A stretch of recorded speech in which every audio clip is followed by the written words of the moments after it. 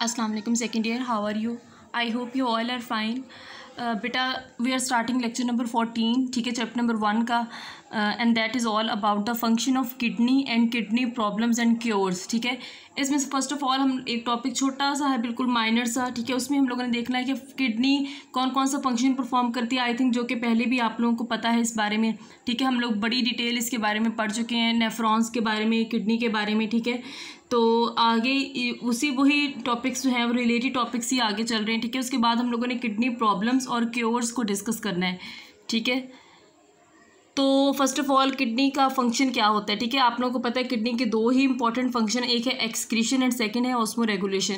ठीक है, दोनों ही आपस में रिलेट करते हैं. एक्सक्रीशन किस तरह से होती है, जो हमने पूरा यूरिनरी सिस्टम पढ़ा, वो actually that was the function of kidney. ठीक है, मैंने आपको पहले भी बताया था कि जो किडनी का फंक्शन है वो नेफ्रॉन का फंक्शन है, जो नेफ्रॉन का फंक्शन है वो किडनी का फंक्शन है.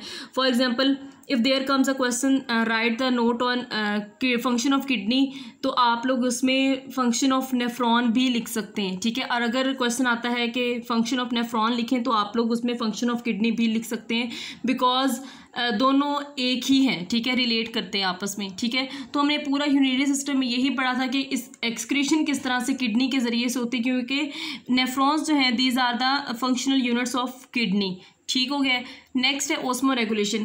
किडनी एक्सक्रीशन और ऑस्मो रेगुलेशन डेफिनेटली आपस में रिलेट करते हैं, क्योंकि एक्सक्रीशन के ज़रिए से ही साल्ट्स वगैरह, एक्स्ट्रा वाटर और एक्स्ट्रा जो सब्सटेंसेस है वो बॉडी से रिमूव होती हैं, तो एक तरह से वो ऑस्मो रेगुलेट भी कर रही होती हैं. ठीक है, तो किडनी दो तरह से फंक्शंस परफॉर्म कर रही है, इस वजह से हम लोग किडनी को ऑस्मो रेगुलेटरी ऑर्गन भी बोलते हैं. सो नेक्स्ट हमने जो आज हमारा जो मेन टॉपिक है वो है किडनी प्रॉब्लम्स एंड क्योर्स.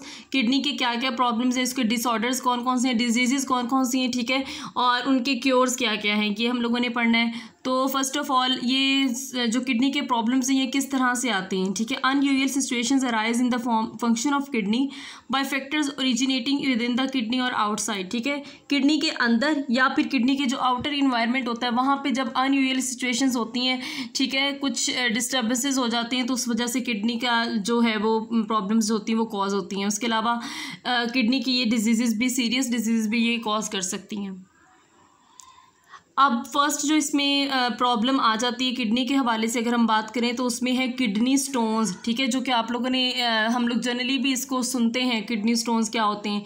ठीक है, तो ये कहाँ से आते हैं, पहले फर्स्ट ऑफ ऑल हम लोगों ने देख लेना है कि किडनी स्टोन्स का फंक्शन क्या होता है. ठीक है, जो किडनी के अंदर स्टोन्स प्रेजेंट होते हैं, एक्चुअली ये यूरिनरी ऑब्स्ट्रक्शन कॉज करते हैं. ठीक है, मतलब ये है कि यूरिन को ये पास नहीं होने देते बॉडी से. इनडायरेक्टली हम ये कह सकते हैं कि जो बॉडी से एक्स्ट्रा मटेरियल है वो रिमूव नहीं हो पाता इन स्टोन्स की वजह से. ठीक है, और जब ये रिमूव नहीं हो पाता तो डेफिनेटली उसकी वजह से बॉडी के अंदर सीरियस जो है वो इन्फेक्शंस भी कॉज हो सकते हैं. ठीक है, the stones of specific chemical nature. हाँ, एक और बात, जो ये स्टोन्स बनते हैं actually they are chemical in nature. ठीक है, तो इन सब की मतलब कि इनका प्रॉपर एक केमिकल फार्मूला होता है इन स्टोन्स का, वो आगे हमें पता चलेगा कि किस तरह से होता है. अब ये जो स्टोन्स हैं ये कहाँ से बनते हैं. ठीक है, फर्स्ट ऑफ ऑल आप लोगों को ये पता होना चाहिए कि ये जो किडनी स्टोन्स बनते हैं ये यूरिनरी जो सिस्टम होता है, जब ये फंक्शनिंग हो रही होती है तो उसके किस पार्ट में ये होते हैं. ठीक है, तो रीअब्जॉर्प्शन का जब हम लोगों ने पढ़ा था उसके ड्यूरिंग ये जो किडनी स्टोन्स है वो बनना शुरू होते हैं. अच्छा, हमने जो पढ़ा था उसके अंदर कि रीअब्जॉर्प्शन के अंदर, ठीक है, कि किस तरह से होती है, उसमें हमने देखा था कि सोडियम जब मूव करता है तो उसके पीछे पीछे जो है वो कैल्शियम, ठीक है, क्लोरीन मूव करता है. तो उसी के दौरान जो वेस्ट मटेरियल के अंदर कैल्शियम भी प्रेजेंट होता है. ठीक है, जब वो रीअब्जॉर्ब हो जाता है वापस किडनी के अंदर, तो समटाइम्स इस तरह से होता है कि उसकी अमाउंट जो है वो एक्सीड कर जाती है, एक लिमिट से ज़्यादा हो जाती है. ठीक है, तो कैल्शियम जो है वो बॉडी के अंदर चला जाता है. इट्स मीन कि वहाँ पे हाई लेवल ऑफ कैल्शियम हो जाता है ब्लड के अंदर. अब इस सिचुएशन को या इस कंडीशन को क्या बोलते हैं, हाइपर कैल्सीमिया. हाइपर कैल्सीमिया के अंदर क्या होता है कि कैल्शियम का ब्लड के अंदर लेवल जो होता है वो इंक्रीज़ हो जाता है. ठीक हो गया, और ये एक मेटाबॉलिक डिजीज़ है.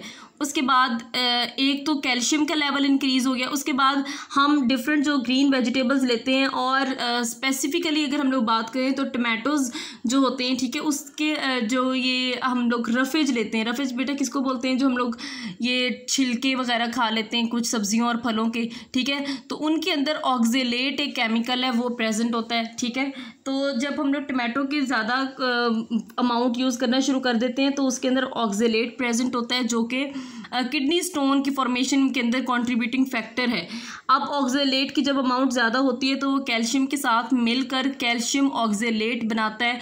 तो कैल्शियम ऑक्जेलेट इटसेल्फ आ किडनी स्टोन। ऑक्जेलेट या कैल्शियम स्टोन्स नहीं है, लेकिन जब ये आपस में मिलेंगे, ठीक है, तो कैल्शियम ऑक्जेलेट बनेगा। तो कैल्शियम ऑक्जेलेट एक किडनी स्टोन है, ठीक है।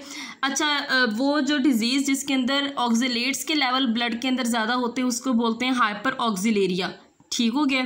तो ये दो चीज़ें हैं, हाइपर कैल्सीमिया और हाइपर ऑक्जिलेरिया। ये दोनों चीज़ों की वजह से स्टोन बनता है जिसको हम लोग बोलते हैं कैल्शियम ऑक्जेलेट, ठीक हो गया। नीचे वही बात लिखी हुई कि कैल्शियम ऑक्जेलेट्स जो होते हैं वो कहाँ प्रेजेंट होते हैं? ग्रीन वेजिटेबल्स के अंदर और टमाटोज़ के अंदर स्पेसिफिकली ये प्रेजेंट होते हैं। उसके बाद ये है कि जितने भी टाइप, अब डिफरेंट टाइप्स हैं किडनी स्टोन्स की, सिर्फ एक कैल्शियम ऑक्जेलेट ही स्टोन नहीं है, और भी होते हैं, ठीक है। तो लेकिन जो जितने भी टाइप्स हैं किडनी स्टोन्स के उसमें जो सबसे ज़्यादा परसेंटेज है वो कैल्शियम ऑक्जेलेट की ही है। 70% of all the kidney stones is calcium oxalate. उसके अलावा और किस किस्म के होते हैं? कैल्शियम फॉस्फेट भी बनता है, उसके अलावा कैल्शियम यूरिएट भी बनता है। यूरिएट मतलब यूरिक एसिड की जब कंसनट्रेशन ज़्यादा हो जाती है तो उस वक्त कैल्शियम यूरिएट एक स्टोन है वो बनता है, जिसकी जो परसेंटेज है वो 10% होती है, लेकिन कैल्शियम फॉस्फेट की परसेंटेज जो होती है वो 15% होती है, ठीक है। उसके बाद ये ट्रीटमेंट आ जाता है कि किडनी स्टोन्स को किस तरह से बॉडी से रिमूव किया जाता है। तो पहले जो था वो सर्जरी के ज़रिए से किडनी के स्टोन्स को रिमूव किया जाता था, लेकिन अब एक नॉन सर्जिकल प्रोसीजर आ गया है जिसको हम लोग बोलते हैं लिथोट्रिप्सी, ठीक है। ये एक नॉन सर्जिकल जो ट्रीटमेंट है किडनी स्टोन को रिमूव करने का। इसके अंदर होता क्या है, जो किडनी स्टोन्स होते हैं वो एक्चुअली एक्यूमुलेट हो जाते हैं किडनी के अंदर या फिर यूरेटर के अंदर, वो जो ट्यूब थी एक, ठीक है, और उसके अलावा गाल ब्लैडर के अंदर भी, ये ज़्यादातर गाल ब्लैडर के अंदर ये एक्यूमुलेट होते हैं, ठीक है। तो लिथोट्रिप्सी, लिथो स्टोन को कहते हैं, ट्रिप्सी बोलते हैं ब्रेकिंग को, ठीक है, ब्रेक करना। तो लिथोट्रिप्सी क्या होता है? ये स्टोन्स की ब्रेकेज करता है किडनी के अंदर, यूरेटर के अंदर और गाल ब्लैडर के अंदर। अब वो कौन सी चीज़ है जिसको यूज़ करके स्टोन्स अंदर हमारी बॉडी के अंदर स्टोन्स की जो ब्रेकेज होती है? अच्छा, ये उसी की एक टाइप है जिसको हम लोग बोलते हैं, टाइप नहीं बल्कि ये तरीका आप कह ले हैं कि किस तरह से उसकी ब्रेकिंग होती है स्टोन्स की, extra corporeal shock wave lithotripsy. अब इसके अंदर होता क्या है? देखो बेटा, हम लोगों ने एक चीज़ पढ़ी हुई है अल्ट्रासाउंड या एक्सरे। इन दोनों चीज़ों की मदद से हम क्या करते हैं? हम इंटरनल ऑर्गन्स को स्टडी करते हैं, ठीक है। बहुत सारे क्लिनिक्स के अंदर अल्ट्रासाउंड्स हो रहे होते हैं। अल्ट्रासाउंड्स हमारे बॉडी के जो अंदर इंटरनल ऑर्गन्स हैं उनको स्टडी करता है, ठीक है। तो अब क्या होता है कि हाई कंसनट्रेशन ऑफ एक्सरेज या फिर अल्ट्रासाउंड्स, ये क्या करते हैं? ये एक बाहर क्लिनिक्स के अंदर या हॉस्पिटल्स के अंदर एक मशीन रखी हुई होती है, ठीक है। वहाँ से ये जो मशीन के ज़रिए से अल्ट्रासाउंड की जो वेव्स होती हैं, ये एक्सरेज होती हैं, ये बॉडी के अंदर इंट्रोड्यूस करवाई जाती हैं, ठीक है। तो जहाँ पे स्टोन्स होता है वहाँ पे इनको फोकस किया जाता है और फिर ये जो शॉक वेव्स होती हैं ये उन स्टोन्स को ब्रेक कर देती है इनटू टाइनी पीसेस या फिर सैंड में पीसेस वगैरह ये सैंड होते हैं, फिर ये यूरिन के ज़रिए से बॉडी से पास आउट हो जाते हैं। उसके बाद एक और किडनी का प्रॉब्लम है जिसको हम लोग बोलते हैं रेनल फेलियर। रेनल का मतलब होता है किडनी और फेलियर आपको पता है क्या होता है, ठीक है। तो रेनल फेलियर जो होता है ये इसके अंदर क्या होता है? इसके अंदर क्या होता है कि पैथोलॉजिकल ये केमिकल नेचर जो होती है वो नेफ्रॉन को डिस्ट्रॉय कर देती है। मतलब ये है कि हम इसके अंदर ये कह सकते हैं कि ऑर्गन डैमेज जब होता है तो उस वक्त रेनल फेलियर होता है।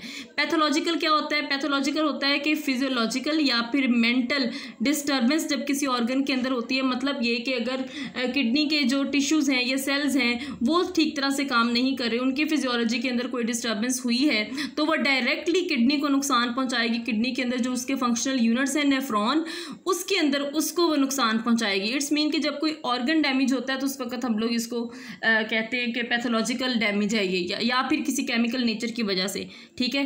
अब इसके अंदर क्या होता है कि जब ये होता है तो उसके अंदर यूरिया का लेवल और नाइट्रोजनस वेस्ट का लेवल प्लाज्मा के अंदर इंक्रीज हो जाता है। जब ये इंक्रीज हो जाता है तो ये सीरियस कंडीशंस, ये कॉम्प्लिकेशंस कॉज कर देती है, ठीक है, ब्लड प्रेशर की। उसके अलावा एनीमिया भी हो सकता है इसके अंदर, लॉस ऑफ जो ऑक्सीजन होती है, ठीक है, एनीमिया या लॉस ऑफ ब्लड भी होता है इसके अंदर, ठीक है। तो जो रीनल फेलियर होता है इसका ट्रीटमेंट के लिए हम लोग डायलिसिस या फिर किडनी ट्रांसप्लांट, ये 2 तरीके हैं जिसको हम लोग यूज़ करते हैं। किडनी ट्रांसप्लांट का आपको पता है कि जब ब्लड ग्रुप मैच हो जाए तो किडनी, पेशेंट की किडनी जो होती है वो हेल्दी किडनी से ट्रांसप्लांट की जाती है। और डायलिसिस भी एक उसको ब्लड को फिल्टर करने का एक तरीका है, ठीक है, जो कि हम लोग नेक्स्ट लेक्चर के अंदर डिस्कस करेंगे। That was all about today's lecture. अल्लाह हाफिज़। I will see you in the next lecture.